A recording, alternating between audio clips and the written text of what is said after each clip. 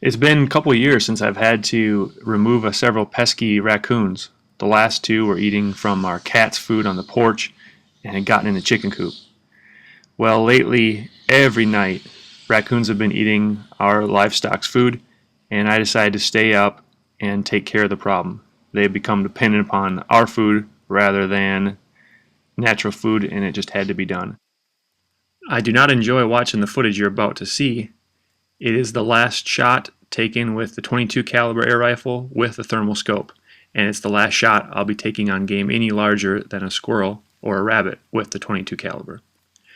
We'll talk about the reasons why here in just a couple minutes, but in a second he's going to turn towards me and give me the shot I wanted. Here it goes. I take great pride in making a clean shot every single time. And I could have avoided putting this in the video. It'd help my pride a little, I suppose.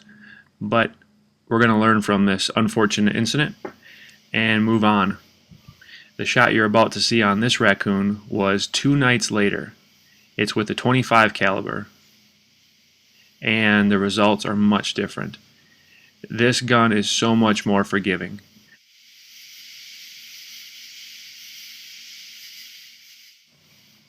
Alright, this shot, like the first shot you saw, is using a 5x thermal scope by ATN, 640 by 480 resolution. That's pretty as good as it gets.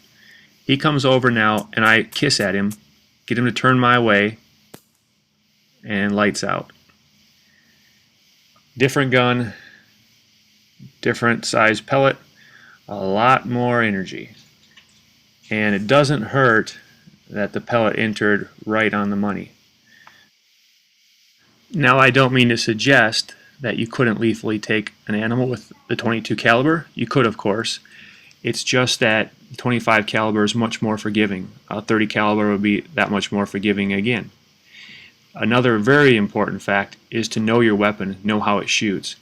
I've looked at a lot of silhouettes of smaller animals like squirrels through the scope, also hogs. I was confident that when that raccoon turned toward me, after I stopped it with the kissing sound, that I was putting the crosshairs right between the eyes. How's that for between the eyes? Hey, in conclusion, for me, anything bigger than a rabbit, I'm going to the .25 cal, no doubt about it. It's not that the .22 cal can't, it's just that I demand the best from me to be humane and to feel like I am doing my best as a competitor, and that's just the way I'm going to go. With a day scope, you could see every single hair and you could be more precise in the placement. However, with a day scope, we'd have been out of business because these little critters were out at night, just like the wild hogs in South Georgia we go after. The thermal scope is a must-have. You're going to see in future videos how versatile and how awesome it is. And when you know it and the weapons you have, they're sized right, the results can be a lot of fun. And they can be productive, especially when you're removing some pests that are just causing problems. Thanks for watching.